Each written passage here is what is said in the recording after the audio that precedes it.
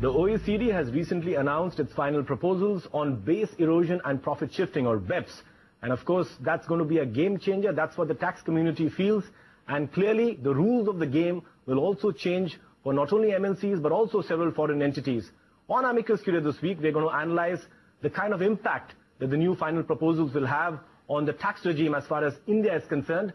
And to throw more light on today's theme, we are joined by two leading experts from the world of tax, Shefali Goradia, partner at BMR Advisors, and Uday Ved, senior tax expert and former head of tax at KPMG.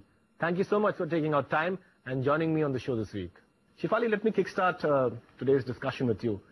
The proposals were eagerly awaited. Now they're out. They cover almost every facet of international taxation.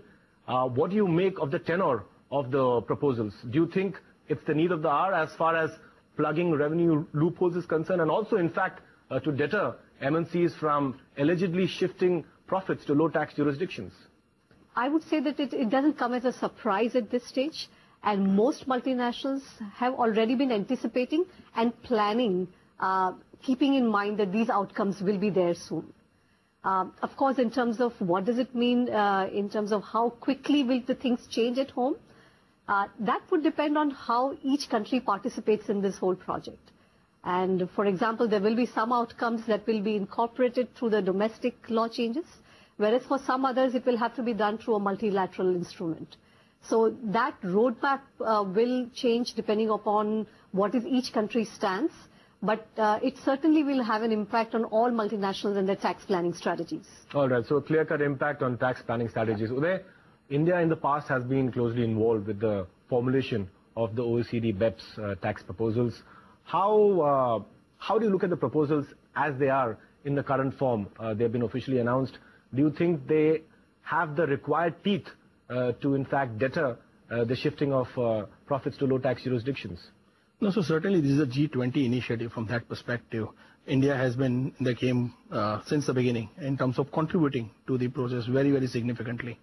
This entire initiative started because the G20 or the large countries started feeling for the last few years that their base was getting eroded. They didn't bother in the past for last 10 years, 15 years, as much as in last few years.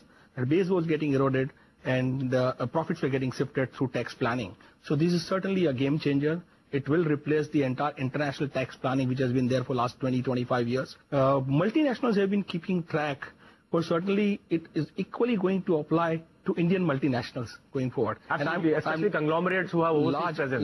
Large Indian companies which have presence, in the form of IT or pharmaceutical companies, engineering, auto, banking, whatever you call it.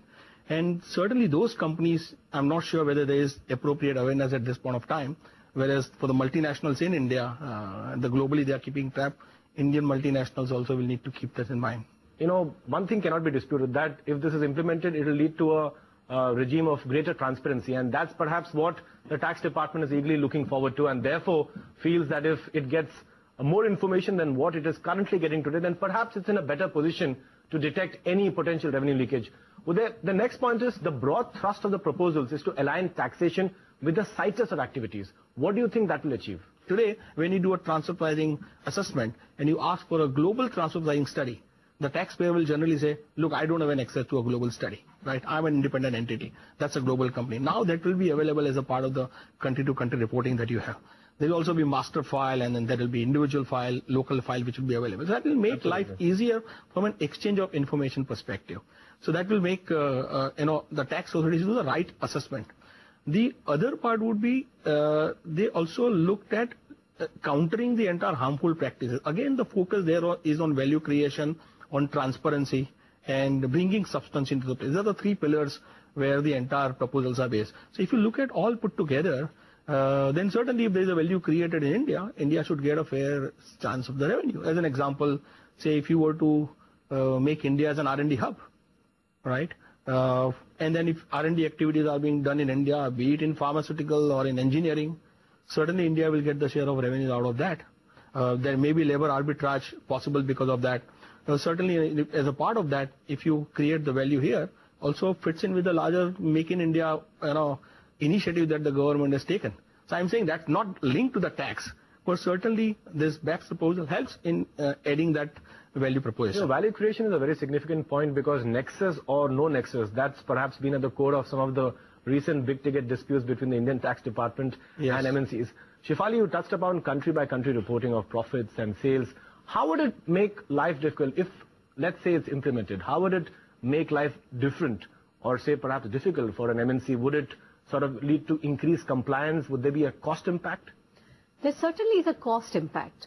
And that has been one of the biggest concerns expressed by the industry all along, that this will put undue burden on all the multinationals because they'll have to do multiple reportings in their home countries, in the local jurisdictions, maintain records on their worldwide operations.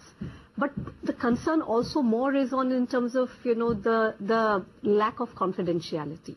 So whatever they share with the tax authorities, if it is misused for some purposes, then that is not appropriate. And many multinationals have been expressing concern. So what are the safeguards do you think that can be put in place to avoid any potential misuse? For example, what Indian Competent Authority has been saying is that they are putting their internal systems and checks and controls in place to give this assurance that the information will be kept confidential and that largely in the first instance, this information will be used only for the tax authority's own internal risk assessment. The fear and the apprehension has always been that if once the tax authorities come to know how much is a global profit or in which country or what is the effective tax rate that is being paid on these global profits, will they be tempted to ask for more? Shefali, I'm a fence sitter over here, but the same argument was raised initially in context of the CCI, that when it comes to M&A filings, there's a problem of confidentiality. But that doesn't mean that companies have stopped their filings with the regulator. Well, of course they can't. If it's a part of the law, they cannot stop making the filings. But they have to, so both the tax administration as well as the taxpayers, all of them have to now evolve into this new process. The advance pricing agreement, when it was introduced, that was a global issue. I think when APA was introduced 20 years back in the US, whether the information will be kept secret. And it worked for the last 20 years in the US. And now it has worked in India too. So I think there are times they have changed. But certainly, that confidentiality, creating certainty in the minds of people, confidentiality is very important. On that optimistic note, it's time to slip into a short break. Stay tuned to ET Now and keep watching Amicus Curiae.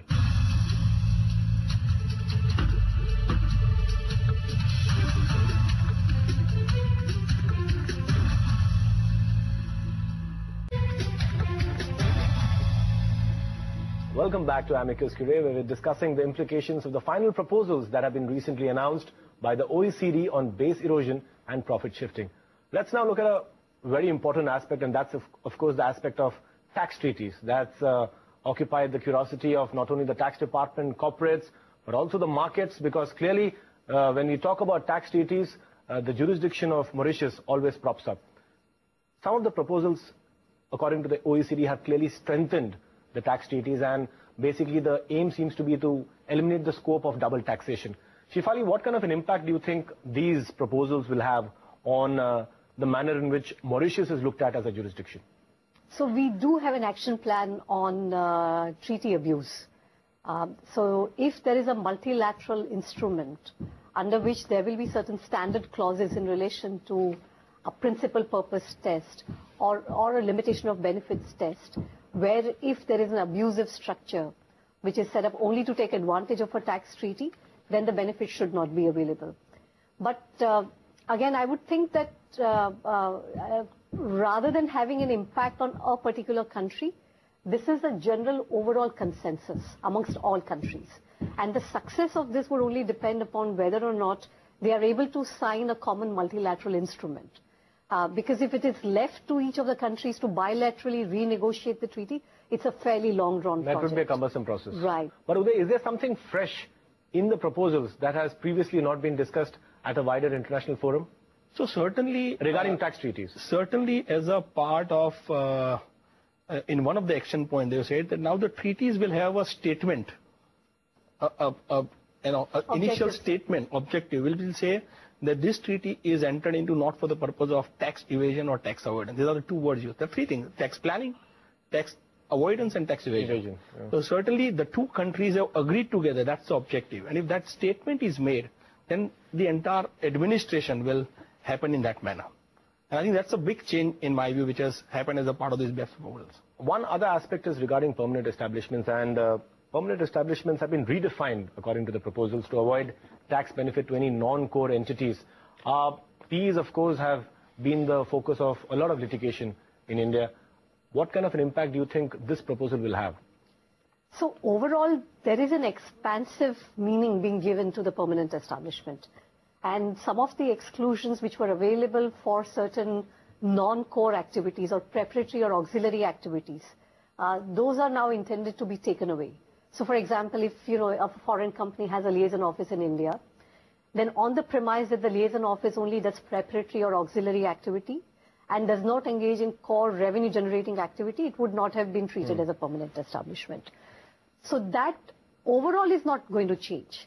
But for example, if research is a core function for an enterprise, then merely because you're undertaking only a research function somewhere else, that in itself will not be treated as an exclusion from a permanent establishment. The exclusion for preparatory or auxiliary will not be available in that. So it's become tighter, so to say. So it has become tighter. The meaning has been more expansive. It will widen the scope of meaning. All right, great. Now, what about MAP or mutual agreement procedures? They've also been relooked at.